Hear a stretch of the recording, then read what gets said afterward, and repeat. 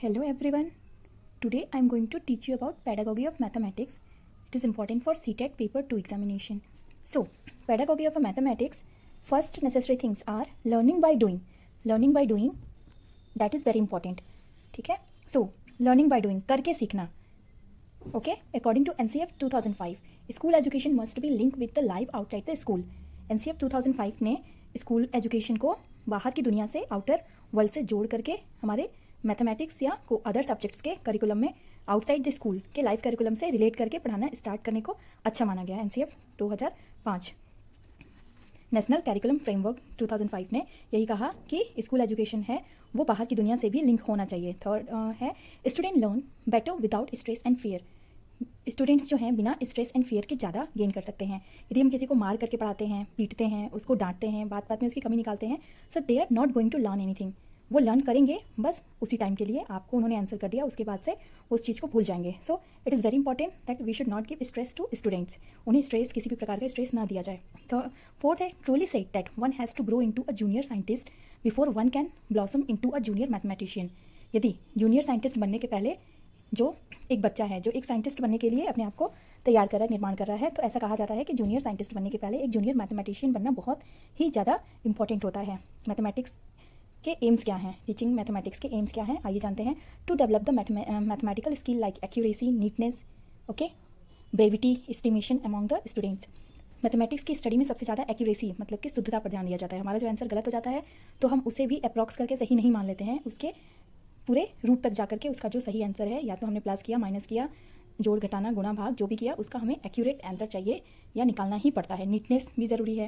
यदि मैथमेटिक्स हम सीखते हैं तो हमारे अंदर ये सारी क्वालिटीज़ आती है. एक्यूरेसी आती है, नीटनेस आती है, ठीक है. एस्टिमेट करके बहुत सारे जो लॉग वगैरह के क्वेश्चन होते हैं उनको हम एस्टिमेशन से भी सॉल्व करते हैं. बट बेसिकली ये हमारे एम्स होने ही चाहिए कि जो मैथमेटिक्स टीच करते टाइम एक्यूरेसी पे ध्यान देना है, नीटनेस पे, ब्रेविटी पे और एस्टिमेशन पे.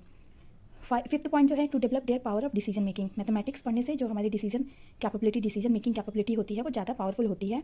To develop the teaching of problem solving. Problem solving यानी कि कोई भी प्रॉब्लम देकर के उसको सॉल्व कराने की जो शक्ति होती है वो भी मैथमेटिक्स की स्टडी में शामिल होती है और प्रॉब्लम सॉल्विंग कैपेसिटी को ईजी बनाती है. To develop their logical thinking. उनके तार्किक शक्ति को स्ट्रॉन्ग करती है, उनके रीजनिंग पावर को स्ट्रॉन्ग करती है. एनालिटिकल थिंकिंग और क्रिटिकल थिंकिंग को भी मैथमेटिक्स जो है वो स्ट्रॉन्ग करती है. नेक्स्ट है to develop the technique of problem solving.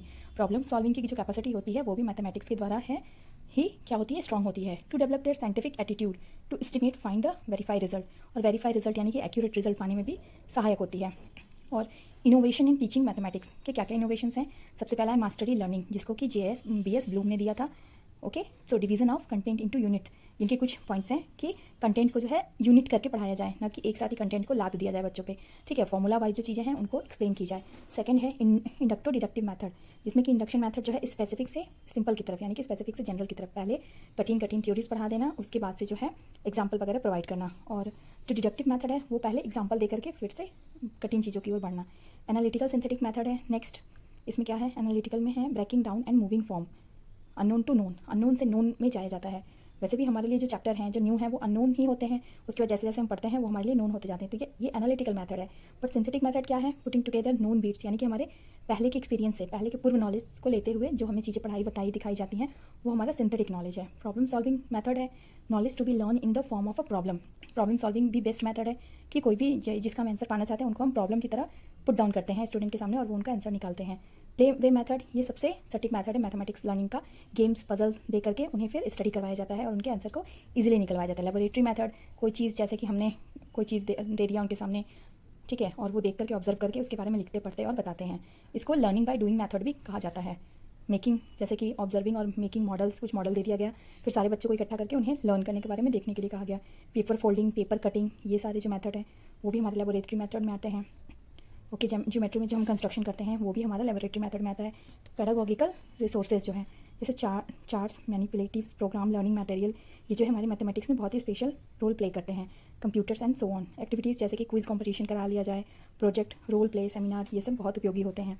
2 question जो सबसे इंपॉर्टेंट पॉइंट है, 2 क्वेश्चन जो मैथमेटिक्स टीचर को हमेशा याद रखना चाहिए कि वो अपनी स्टडी में, वो अपने पढ़ाने में सब न्यू टेक्निक को कैसे ऐड ऑन करे ताकि बच्चा जो है इजीली सीख सके. और सेकंड जो है what activity demonstration teaching aids it's would be in reach the classroom, ठीक है. Presentation and direct attention if of student to the important elements. इन दोनों क्वेश्चंस का एक ही मतलब है, यानी कि क्या ही नया पुट डाउन किया जाए ताकि स्टूडेंट जो है इजीली चीज़ों को सीख सके। ओके, आई होप आपको समझ में आया होगा। Okay, good day everyone.